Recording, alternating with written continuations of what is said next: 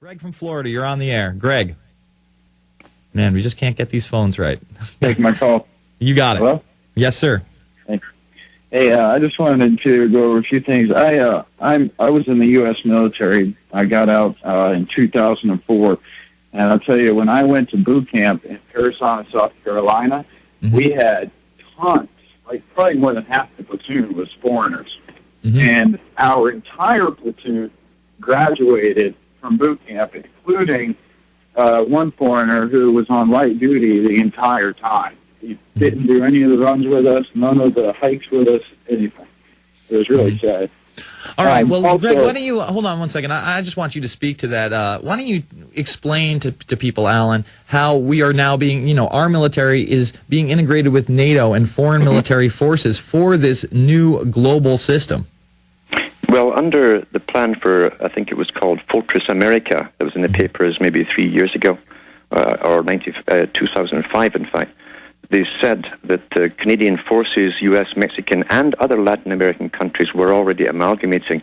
But the second part of it all was, and you've seen this in the paper too, that not only will the whole of Americas amalgamate, we've now to amalgamate also with the European Union community.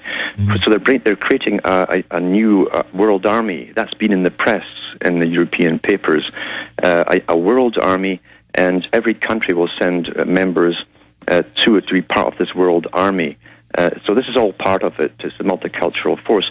I think about 15 years ago in the Council on Foreign Relations' own magazine, Foreign Affairs, they said they'd had world meetings to discuss how to create this new world army, because it was one thing, it was easier to get you to stand up for your old tribal emblems, your flag, etc., the songs and all that, and the uniforms, but how would they create a cohesive international army? And so they put whole groups of specialists on that particular problem at the Council of Foreign Relations. They're still working on it to create this integrated force. And as long as they pay them very well, as always, as Stalin said the same thing, and create the brotherhood idea that they're special, more special than the civilians, then they hope to use these techniques to bind them together into a truly international force. So it's quite right. We're going through that now. We have been for quite a few years. Yeah, but it's really in full force right now. I mean, we're talking about, earlier today we talked about Marine Corps civilian police, and we had another military guy call in and say, yeah, a lot of my guys are getting deployed, and now it's dudes who are making $14 an hour who we hire off the street, not the MPs anymore, and that's because they are, first of all, integrating a police state here at home. They're trying to blur the lines between the military and the police. They're trying to get rid of posse comitatus, and they're getting us ready for global government and a global military force that you're going to see at the national level exercise 09 coming up at the end of July into the beginning of August, headed by FEMA, working with the UK, Australia, Canada, and Mexico in a terrorist prevention act like no one has ever seen. This is the first drill to prevent terror after terrorism occurs in another country. Let's jump to our next caller. Ann in New York, you're on the line. I just want to say that I'm new to you, and I'm so proud that you are doing what you're doing, that there's a place, that there's a voice that we can hear that is just focusing on what's really going on. Well, thank you. And thank you.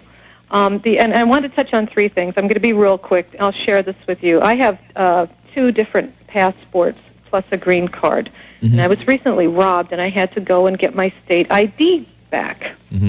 Now, I got my state ID originally 4 years ago, and when I went to get it back, they have now added something to the form in New York City, which makes you divulge whether you have ever had a Canadian driver's license, if you have an active one, and it makes you put down your driver's license number on this form. Well, right now, Canada is enforcing a new ID system where if you take the new ID card, I think they're going to be issuing them on June 1st. No, I understand that. But right now, they're trying to blur the line. They're trying to create this North American Union. So if you take your RFID, national ID card in Canada, then you won't have to wait in the border. You'll just have your thing. Oh, you got your card? Go ahead. And they're going to do the same thing in Mexico and America. They want to integrate this into a new system. And that was exposed in the Security and Prosperities Partnership Agreements. Why don't you speak to that really quickly there, Alan? Yes, and also the EU have said that they have a central computer with all the data of Canadians and the US citizens who have that card. So it is in actual fact it's your international ID card. Exactly. Even though it even said that in it. It could go under the guise of a license. It didn't matter. It is the international ID card. Exactly. Ann, what else you got for me? It's here. Mm-hmm. Yeah. Yeah, no, and we know it's that's the here. frightening part. You know, and I'm just so glad you're alerting more and more Americans. And this bill, H.R. 875, how realistic is that? I mean, I've sent letters to the New York Times, to Eden Foods, to every organic group that I can think of, and any response I've gotten back from organic farmers is that they've never even heard of this. Well, that's absolutely correct. They haven't heard of it, and they're keeping it on the low, but it's as real as it gets. They always talk about it after they've passed some kind of legislation towards it. They have programmed us to think that GMO foods are going to save us, and you don't need organic farming. In fact, organic farming is bad because it doesn't go through the proper processes, and that's the reason we have swine flu and bird flu outbreaks and people are unhealthy. Meanwhile, these GMO foods are set out to destroy our immune systems, to really hurt us, to sterilize us. Speak to that, Alan. There's no doubt about it. And I read from their own articles, the big players, on depopulation agendas. I keep asking the public, what do you think they mean by that? Just a wish list of things they'd love to do at Christmas time and Santa Claus would. They actually implement them. Mm-hmm. You cannot ask for volunteers, so you simply implement them.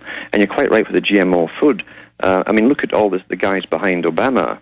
He's even got guys there who work for Monsanto on his staff there, and in fact, they put the bills forward for this particular one. And we've had it from the Economic Union, we've had it from Britain, from all the prime ministers. They want the GMO to be the sole ruler, basically, food-wise for the whole planet. That's the way it's been mandated. That's why no one can sue Monsanto anywhere. That's why doors open for Monsanto and judges know to leave them alone. It's a must-be, because as far as I'm concerned, you see, food comes under military-industrial complex. It's the oldest trick in the book. Control the food or the water, you control the people. Therefore, Monsanto is part of the military-industrial complex. Absolutely. And Ann, I hope you look into Codex Alimentarius. There's a lot of scary things within that. I thank you for the call. We've got Alan Watt of CuttingThroughTheMatrix.com on the line. And Bill, continue. Anyway, I just emailed that to Rob D. Mm-hmm. So I emailed you the copy of the letter that I had gotten from Jim Himes. Mm-hmm. But he was basically sitting there saying that, he doesn't, he's going to vote this down, so on and so forth. But he actually did address that thing in there pertaining to her husband. I called his office. Well, whether they're related or not, this is a bad bill. We should be able to grow our own. Oh, it's an awful bill. You're right. It's off the charts, awful, and we do need to oppose it. I thank you for the call, Bill. Alan, what are your closing thoughts on this bill? I mean, a lot of people are obviously concerned. We don't want Monsanto in charge of our food consumption, do we? No, but I think, to be honest with you, it already is. Monsanto, Archer Daniels, Midlands, and a few others, there's 5 of them altogether, were set up to take over and be the big agribusiness companies for the entire planet. They're in every country across the planet, doing the same things at the same time. And we've had top politicians, prime ministers, come out in Europe saying that they're going to make it, give it a complete go-ahead to be GMO, everything GMO. The United Nations, remember, the Department of Agriculture said when they were set up that their job eventually was to distribute all food across the world to every bloc. That's the US bloc, the European bloc, etc. And they said that will be used as coercion to bring down their populations. You won't get more rations if you have more populations. They'll simply reduce it. So it's used as a weapon. And the woman who was in charge of the UN at that time for that department said that food has always been used as a weapon. We've got to understand it still is. And the old ideas of freedom and being self-sufficient are under the hammer, because in an interdependent world, and what they mean by interdependence is right down to personal interdependence. It means you will be dependent on them and their system for everything you need to live.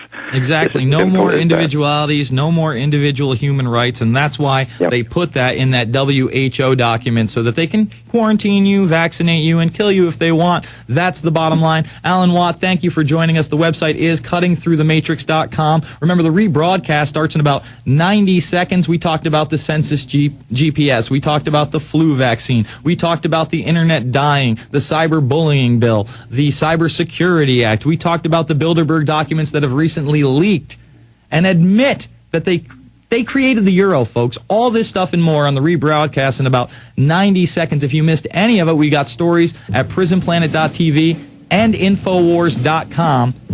In this last minute, I want to introduce everybody to the latest member of the Prison Planet family. There she is. She's little Jenny Justice, the pit bull of prisonplanet.tv, and I love her very much. She guards me by my side when I'm not strapped, folks, and I'm never strapped. So, again, I do my own little show, 9 to midnight, here at the GCN Network, and I hope you tune in. We're going to be covering all this and more, taking your phone calls. I'm Jason Burma, sitting in for Alex Jones. God bless you all.